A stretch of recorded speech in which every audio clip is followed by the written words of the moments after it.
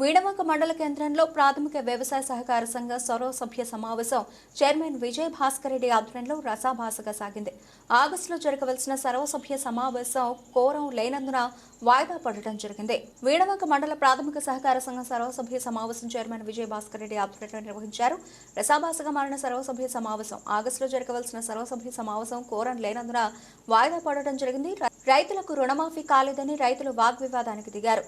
రైతులు కామిడి శ్రీనివాసరెడ్డి, సామిరెడ్డి, కానవేణ తిరుపతి, వర్లపల్లి తిరుపతి, రాకేష్, మధుసూదన్ రెడ్డి నిలదీయడం జరిగింది. చైర్మన్ మాట్లాడుతూ నష్టాల్లో ఉన్నదాన్ని లాభాల్లోకి తీసుకురావడం జరిగిందన్నారు.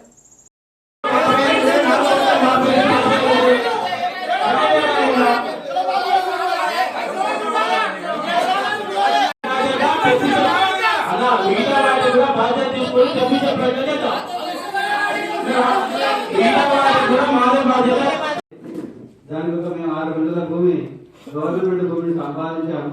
సరే మా డైరెక్టర్ మా గ్రామస్తులు అందరూ కలిసి దాన్ని గోదాం నిర్మించాలని తీసుకురావడానికి ఇంకా మామూలు కృషి మేము చేయడం జరిగింది.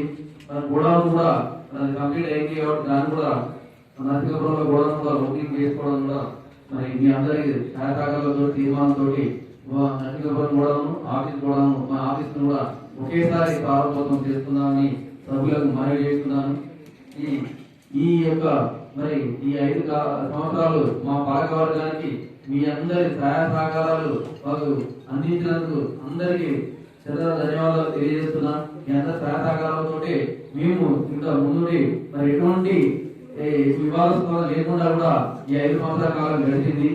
కాబట్టి మీ అందరికి ప్రత్యేకంగా ధన్యవాదాలు తెలియజేస్తూ